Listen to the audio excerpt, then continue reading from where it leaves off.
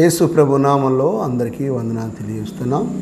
ఈరోజు మన యొక్క పాఠమునకు సహాయకరముగా హెబ్రీలకు రాసిన పత్రిక 9వ అధ్యాయము 12, 13, 14 వచనాలు చదువుకుందాం.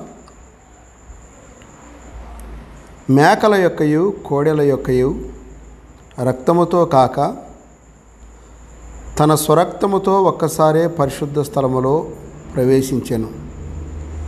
ఏలయనగా మేకల యొక్కయు ఎడ్ల యొక్కయు రక్తము మైలపడిన వారి మీద ఆవు దూడ బూడిద చల్లుటయు శరీర శుద్ధి కలుగునట్లు వారిని పరిశుద్ధపరిచిన ఎడల నిత్యుడగు ఆత్మ ద్వారా తన్ను తాను దేవునికి నిర్దోషిగా అర్పించుకొనిన క్రీస్తు యొక్క రక్తము నిర్జీవ క్రియలను విడిచి జీవము గల దేవుని సేవించుటకు మీ మనస్సాక్షిని ఎంతో ఎక్కువగా శుద్ధి చేయును.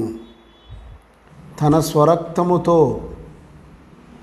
మేకల రక్తము కోడెల రక్తము మానవుని పాపమును తీసివేయటం లేకపోతుందని మనము దేవుని గ్రంథంలో మనం చూస్తున్నాం. ఇదే హెబ్రీలకు రాసిన పత్రిక 10వ అధ్యాయం 4వ వచనంలో ఏలయనగా ఎడ్ల యొక్కయు మేకల యొక్కయు రక్తము పాపములను తీసివేయుట అసాధ్యము అని రాయబడింది. పాపమును తీసివేయటం, మానవుని పాపమును తీసివేయటము ఎడ్ల రక్తము కోడెల రక్తము మేకల రక్తము పనికి రాలేదని చెబుతున్నాడు. మానవుని పాపము తీసివేయటం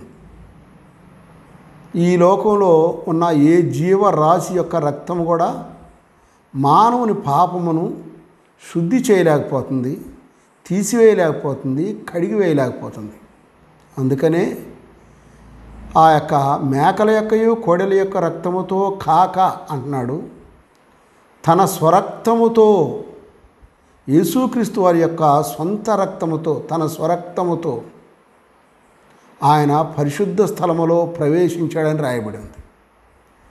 తన స్వరక్తముతో పరిశుద్ధ స్థలంలో ప్రవేశించినట్లుగా పేతురు రాసిన మొదటి పత్రిక 1వ అధ్యాయము 19వ వచనంలో అమూల్యమైన రక్తము చేత అనగా నిర్దోషమును నిష్కళంకమునగు గొర్రెపిల్ల వంటి క్రీస్తు రక్తము చేత మీరు విమోచింపబడితరని మీరు ఎరుగుదురు గదా అని అన్నాడు.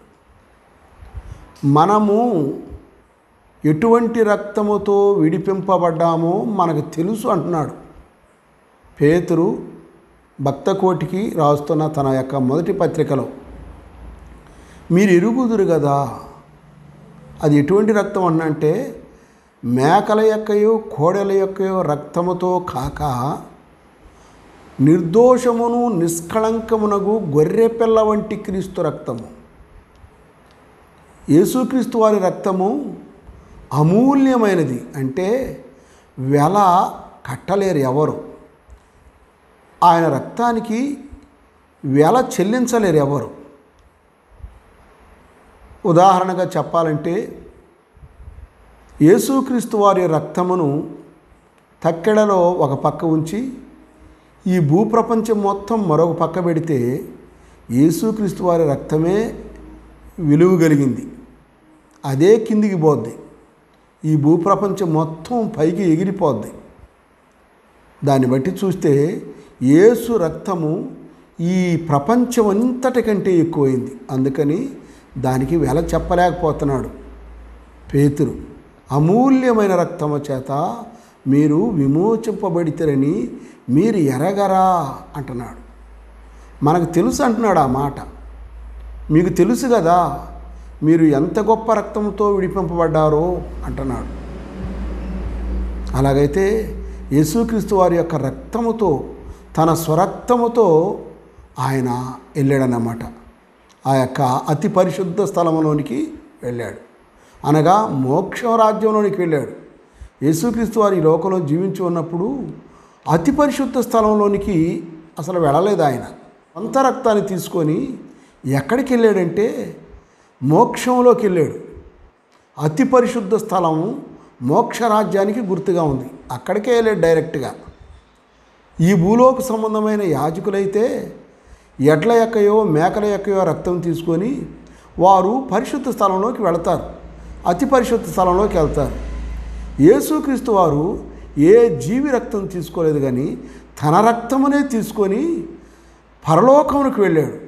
ఇదిగో తండ్రి, నా రక్తము, ఈ రక్తాన్ని చూసి ఈ భూప్రపంచంలోని మానవుల్ని క్షమించు, నన్ను బట్టి క్షమించు ప్రభువా అని తండ్రికి చెబుతున్నాడు అన్నమాట. అలాగైతే పరమ తండ్రి తన ఏకకుమారుడైన క్రీస్తు రక్తాన్ని చూచి మనం ఎంత ఘోర పాపాత్ములమైనా మనల్ని క్షమించడానికి ఆయన ఇష్టపడుతున్నాడు. మన మంచితనాన్ని బట్టి కాదు, మన యొక్క నీతిని బట్టి కాదు, మన పవిత్రతను బట్టి కాదు, మనలో ఏ మంచి కార్యమునో చూచి మాత్రం కాదు, తన ఏక కుమారుని రక్తమును బట్టి మనకి పాపక్షమాపణ కలిగింది. అందుకనే అతి పరిశుద్ధ స్థలంలోనికి ఆయన వెళ్ళినట్లుగా మనము గమనిస్తున్నాం ఈ మాటల్ని. హెబ్రీయులకు రాసిన పత్రిక 9వ అధ్యాయము 22వ వచనంలో, మరియు ధర్మశాస్త్ర ప్రకారము సమస్త వస్తువులను రక్తము చేత శుద్ధి చేయబడుననియు, రక్తము చిందించకుండా పాపక్షమాపణ కలగదనియు సామాన్యముగా చెప్పవచ్చు. సమస్త పాపాలు శుద్ధి చేయబడాలంటే సమస్త వస్తువులను కూడా రక్తముతో శుద్ధి చేయాలని చెబుతున్నాడు. అయితే రక్తముతో శుద్ధి చేయాలి. ఈ భూప్రపంచంలో ఏదైనా సరే సమస్తమును మలినమైనదే దేవుని పరిశుద్ధత ముందు. కాబట్టి సమస్త వస్తువులను రక్తము చేత శుద్ధి చేయాలంటున్నాడు. దేవాలయములో ఉన్న ఆ పరిశుద్ధ స్థలంలో కానీ, ఆ యొక్క బలిపీఠాన్ని కానీ రక్తముతో 7 మార్లు సమరవలెను. రక్త ప్రోక్షణతో శుద్ధి చేయబడాలి. అందుకనే సమస్త వస్తువులను రక్తము చేత శుద్ధి చేయబడాలి. అందుకనే అంటున్నాడు, రక్తము చిందించకుండా పాపక్షమాపణ కలగదని సామాన్యముగా చెప్పవచ్చు అన్నాడు. అంటే ఆ సామాన్యముగా చెప్పవచ్చు అని అంటున్నాడంటే అర్థం ఏంటంటే అది ఎవరికైనా తేలిగ్గా అర్థమవుతుంది అంటున్నాడు. రక్తము చిందిస్తేనే పాపక్షమాపణ కలుగుతుందని ఎంత తెలియనోళ్ళకు కూడా అర్థమవుతుంది అని అర్థం. సామాన్యముగా చెప్పవచ్చు అంటే అది అందరికీ అర్థమయ్యే మాటే, అందరికీ తెలిసిన మాటే అని అర్థం. అలాగైతే మానవుని రక్తము, మానవుని యొక్క పాపమును కడగాలంటే, శుద్ధి చేయబడాలంటే రక్తము కావాలి. అది ఎడ్ల యొక్కయో మేకల యొక్కయో కోడెల యొక్కయో రక్తము కాదు, కానీ ఆయనే దేవాతి దేవుడే మానవోతారంతో వచ్చి మన పక్షముగా ఆయన రక్తాన్ని చిందించడం జరుగుతుంది. హెబ్రీయులకు రాసిన పత్రిక 9వ అధ్యాయం 13లో మనం చూసినప్పుడు, ఆవు దూడ బూడిద మైలపడిన వారి యొక్క మలినాలను తుడిచివేస్తుంది, కడిగి వేస్తుంది అని చెబుతున్నాడు. ఆవు దూడ బూడిద మానవుల యొక్క మలినాలను ఎలా కడిగిస్తుంది? సంఖ్యాకాండం 19వ అధ్యాయం 2వ వచనంలో ఒక మాట చదువుదాం.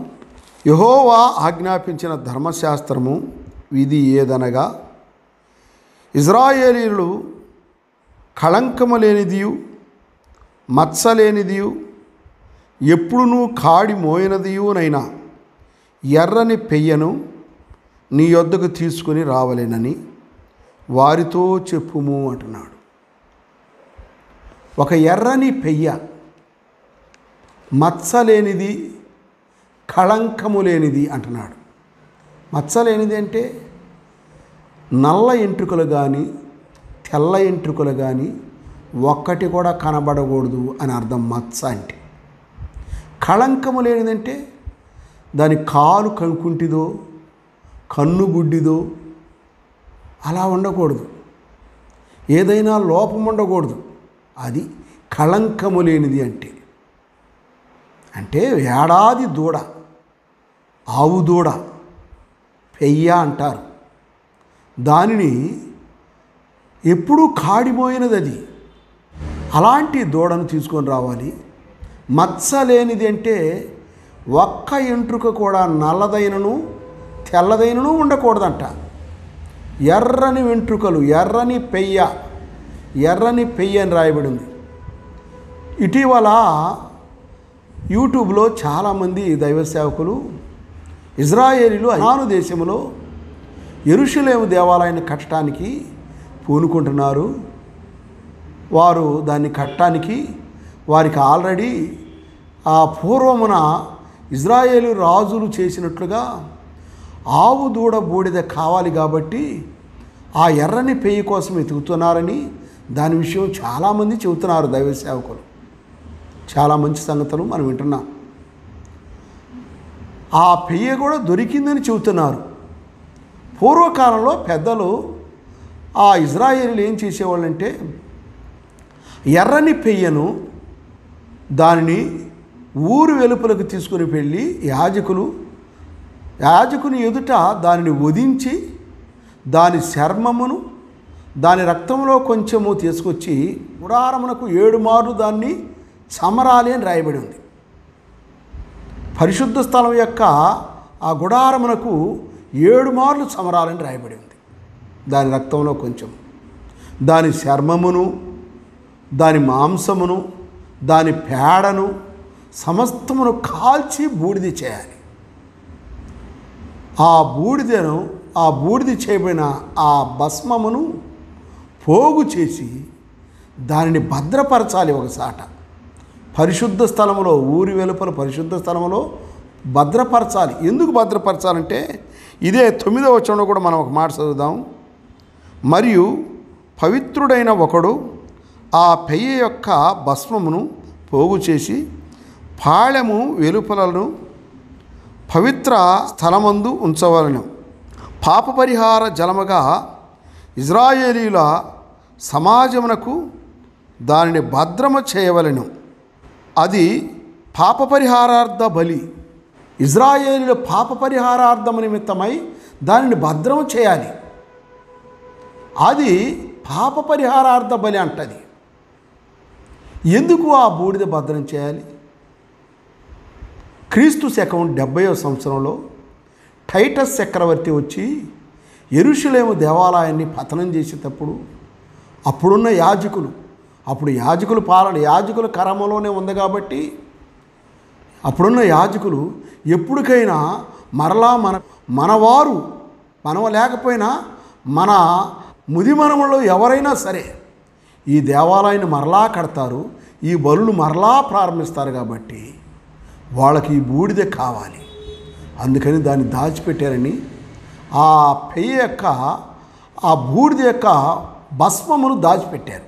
దాన్ని కూడా వెతుకుతున్నారని ఈనాడు మనం వింటున్నాం. అది కూడా దొరికింది ఖచ్చితంగా. మరి అది ఎందుకు అంటే ఇప్పుడు కొత్తగా పెయ్య యొక్క బూడిదను దానిలో కలుపుతారు. ఇదంతా కలిపి ఏం చేస్తారంటే దేవాలయాన్ని కడతారు.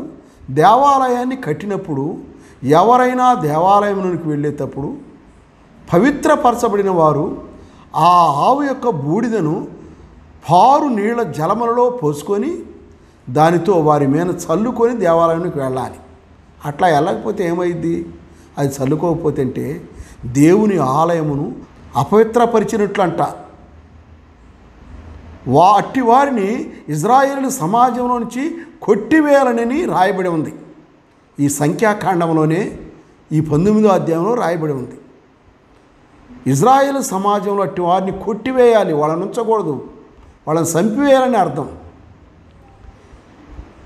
ఒకవేళ దేవాలయానికి వెళ్ళేటప్పుడైనా ఇంకా ఎలాంటప్పుడు దాన్ని చేస్తారంటే మనిషి యొక్క శవాన్ని ముట్టినా లేక సమాధిని తాకినా పొలములో నరకబడిన దాన్ని తాకినా మనుషుల యొక్క ఎముకలను తాకినా వారు 7 రోజులు అపవిత్రులు అవుతారు. వాళ్ళని తాకిన వాళ్ళు కూడా ఈ అపవిత్రులు అవుతారు. కనుక వాళ్ళని ఏం చేయాలంటే వాళ్ళ కోసం ఇక బలులు అవసరం లేదు. వారు ఆ యొక్క ఒక పవిత్రుడు వచ్చి ఆ ఆవు దూడ బూడిద నీళ్ళలో కలిపి వారి మీద చల్లితే 3వ దినాన కానీ 7వ దినాన కానీ వారు పవిత్రపరచబడతారు. అలాగే ఇంకొక సందర్భాల్లో కూడా అట్ని ఉపయోగిస్తారు. ఎవరైనా ఒక ఇంటిలో ఉండి చనిపోయారనుకో, ఆ చనిపోయిన ఇంటిలోకి ఆ ఇల్లు మొత్తం అపవిత్రమైంది. ఆ శవాన్ని చూడటానికి ఎవరైనా పోయినా వాళ్ళు అపవిత్రం అవుతారు. ఆ ఇంటిలో మూత వేయకుండా ఉన్న ఏ పాత్ర అయినా అపవిత్రమైంది. కాబట్టి ఆ పాత్రల మీద కూడా ఈ యొక్క ఆ భస్మ హోమము నీళ్లు చల్లుతారు. అప్పుడు అది పవిత్రపరచబడుతుంది అని రాయబడుతుంది. అలాగైతే ఇంత శుద్ధీకరణ యూదుల ఆచారాలలో ఉన్నది. ఇందుకోసమే కావాలి. ఇలా చేయకుండా ఎవరైనా అపవిత్రులుగానే ఉన్నారనుకో, వారిని ఇశ్రాయేలు సమాజంలో నుంచి చంపివేయాలి. అటువంటి వాళ్ళు ఉండకూడదు అని బైబిల్ చెబుతుంది. అందుకని ఈనాడు యేసయ్య రాకడ దినాలు, మరలా రెండో రాకడ దినాలు వస్తున్నాయని వాళ్ళు దేవాలయాన్ని కట్టబోతున్నారు. యూదుల యొక్క ఆలోచన ఏంటంటే, ఆల్రెడీ 2 సార్లు దేవాలయాన్ని కట్టారు, అది పతనమైంది. ఇప్పుడు 3వసారి కట్టబోతున్నారు. 3వసారి కట్టి ఆ దేవాలయంలో ప్రవేశించడం వారి యొక్క చాలా ఆనందంగా, చాలా సంతోషంగా, వారు చాలా ఆనందంగా ఫీల్ అవుతున్నారు. అయితే మనమైతే మన ప్రభు అయిన యేసుక్రీస్తు వారి రక్తముతో కడగబడి అతి పరిశుద్ధ స్థలమైన పరలోకములో ప్రవేశించడానికి, మధ్యాకాశానికి వచ్చినప్పుడు దేవుడే ఆలయముగా ఉన్న ఆ దేవుని దగ్గర ఉండటానికి మనమ హస్తకృతమైన ఆలయాలలో ప్రవేశించటం లేదు. మనుషుల చేత నిర్మింపబడిన ఆలయాల్లో మనం ప్రవేశించటం లేదు. యేసు రక్తములో కడగబడిన సంఘమైన మనము అంతకంటే గొప్ప పరిశుద్ధ ఆలయమైన దేవుని దగ్గర ఉండటానికి మనం సిద్ధపడుతున్నాం. అలాగైతే ఈనాడు యూదులు భూమి మీద యెరూషలేము దేవాలయం కట్టి దానిలో ప్రవేశించడానికే వాళ్ళు అంత సంబరపడుతుంటే, యేసు రక్తములో కడగబడిన మనము అతి పరిశుద్ధ స్థలమైన పరలోకమనే ఆ దేవాలయంలో ప్రవేశించబోతున్నామంటే మనకెంత గొప్ప భాగ్యం అండి. వాళ్ళు కూడా ప్రవేశిస్తారు కొంతకాలానికి, కానీ వాళ్ళకంటే ముందుగా మనం ప్రవేశిస్తున్నాం. మధ్యాకాశానికి ప్రభు వచ్చినప్పుడు మనం ఆయనను ఎదుర్కొని ఆయనతో కూడా ఉంటాం. ఆయనే దేవాలయం. ఆయన్ని ముఖాముఖిగా చూస్తూ ఉంటాం. అదే 7 ఏండ్ల పరిశుద్ధుల విందులో, అదే భూమి మీద 7 ఏండ్లు ఆ యొక్క యాంటీ క్రీస్తు విరోధి పాలనలో ఈ దేవాలయములో ఇశ్రాయేలులు ఉన్న కాలంలో, దానియేలు గ్రంథము 9వ అధ్యాయం 24వ వచనంలో, తిరుగుబాటును మాన్పుటకును పాపమును నివారణ చేయుటకును దోషము నిమిత్తము ప్రాయశ్చిత్తము చేయుటకును యుగాంతము వరకుండు అట్టి నీతిని బయలుపరచుటకును ధర్మమును ప్రవచనమును ముద్రించుటకును అతి పరిశుద్ధ స్థలమును అభిషేకించుటకును నీ జనమునకును పరిశుద్ధ పట్టణమునకును 70 వారములు విధింపబడెను. 70 వారములు అంటే ఇశ్రాయేలీలు వారి యొక్క రాచరికం కానీ యాజకత్వం కానీ ముగించబడి చాలా సంవత్సరాలైంది. 2020 సంవత్సరాలైంది. ఈ కాలాన్ని సంఘానికి కేటాయించాడు దేవుడు. యూదుల చరిత్ర, యూదుల యొక్క కాలమానము ప్రకృతిలో ఆగినట్లుగా మనకు కనబడిద్ది.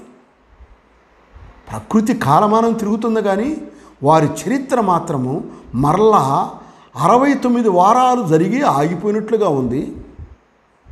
క్రీస్తు మధ్యాకాశానికి వచ్చినప్పుడు యూదులు యెరూషలేము దేవాలయాన్ని కట్టేటప్పుడు 70వ వారం ప్రారంభమవుతుంది.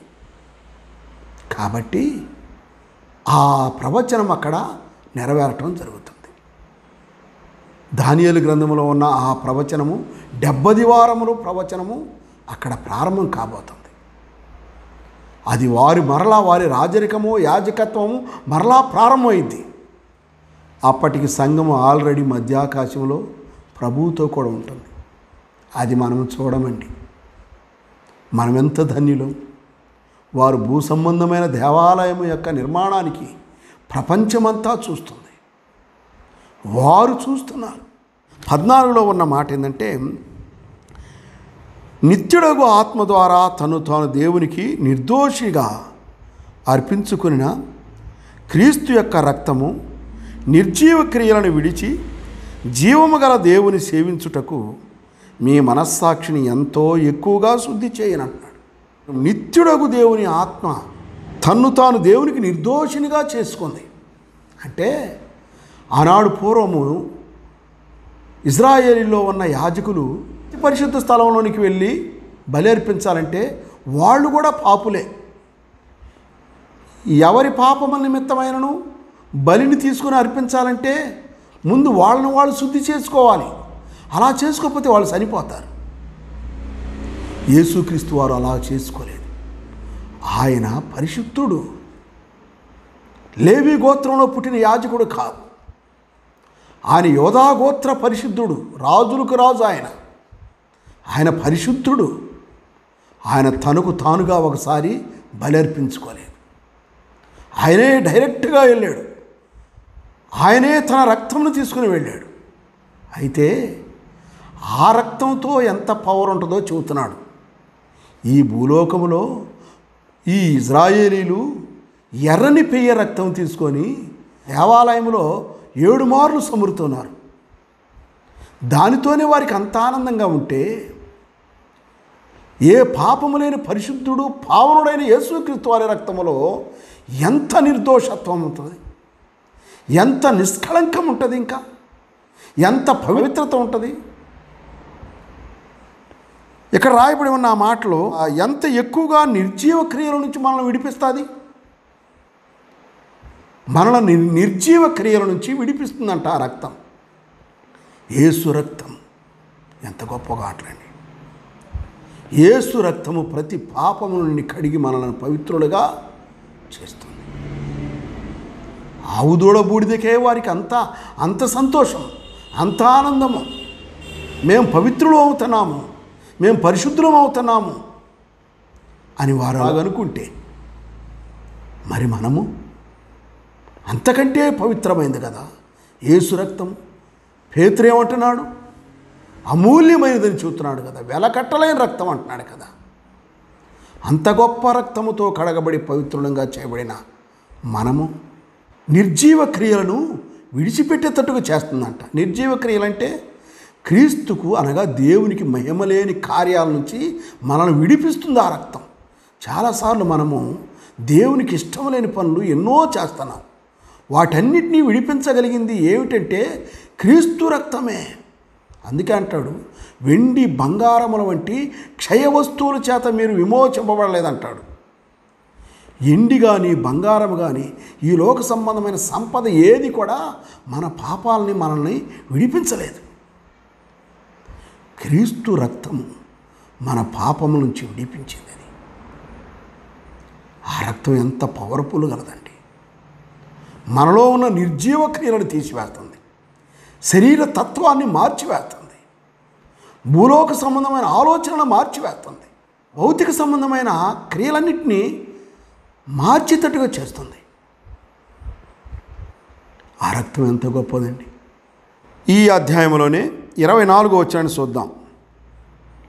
అందువలన నిజమైన పరిశుద్ధ స్థలమును పోలి హస్తకృతమైన పరిశుద్ధ స్థలాలలో క్రీస్తు ప్రవేశింపలేదు కానీ ఇప్పుడు మన కొరకు దేవుని సముఖమందు కనబడుటకు పరలోకమందే ప్రవేశించెను. యేసుక్రీస్తు వారి ఈ లోకంలో ఆ బలి అర్పించినప్పుడు, ఆ బలిని తీసుకుని వెళ్ళినప్పుడు మన పాపముల నిమిత్తమై ఈ హస్తకృతమైన ఆలయాల్లోకి వెళ్ళాలి. ఆయన డైరెక్ట్గా పరలోకంలోకి వెళ్ళాడు. ఆయన ఆ రక్తంను తీసుకుని ఎలాగ తీసుకుని వెళ్ళాడంటే ఒక గిన్నెలో పోసుకొని ఆయన రక్తాన్ని తీసుకుని వెళ్ళటం కాదు.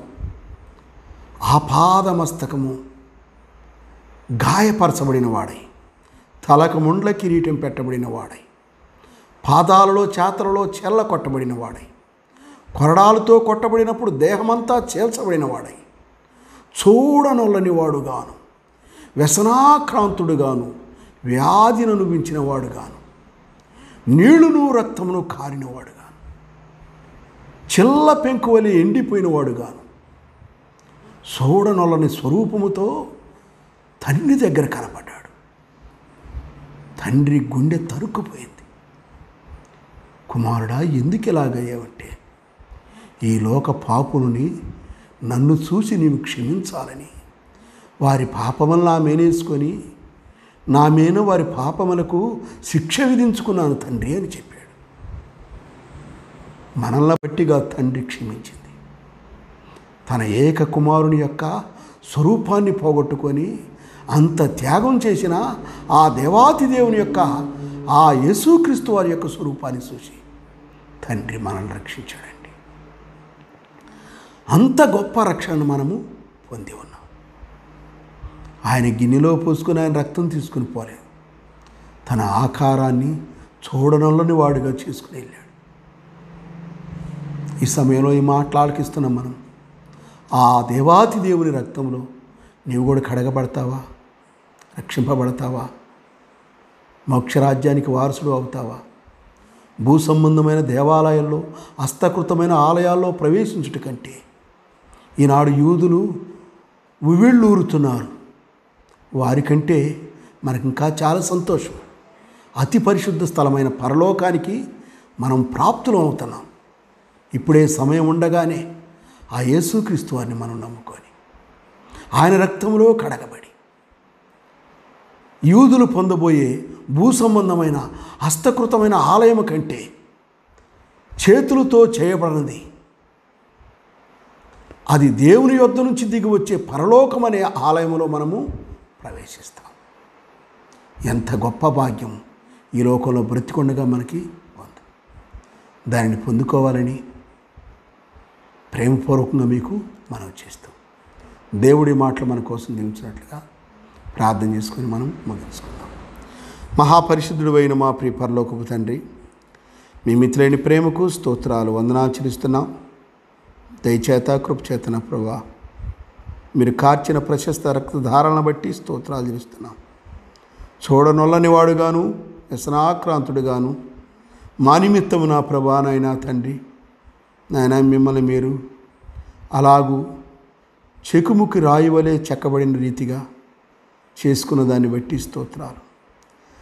మా పాపములకు వచ్చే శిక్ష యావత్తును మీరు సంపూర్ణంగా అనుభవించి మాకు శిక్ష లేకుండా మోక్షం మాత్రమే మాకు అనుగ్రహించింది దాన్ని బట్టి స్తోత్రాలు.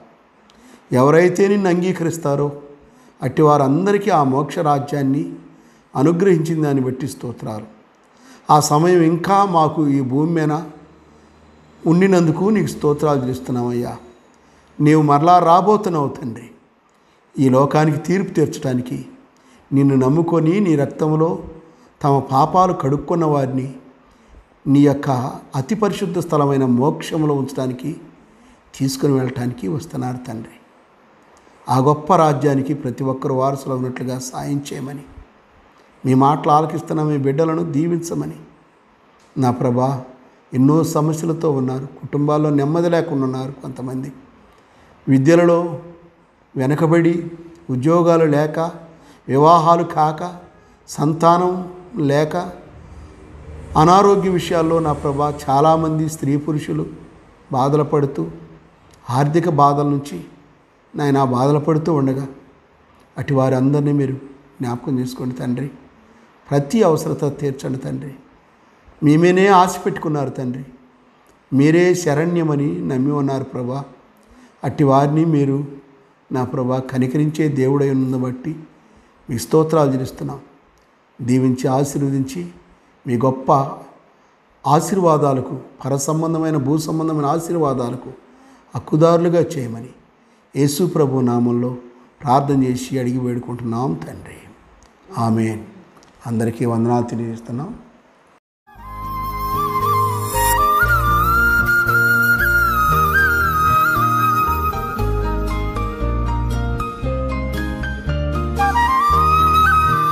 Our address, Bethel Prayer Hall, Christian Brethren Assembly, NSP Colony, Kurichedu, Prakasham District, Andhra Pradesh, 523304.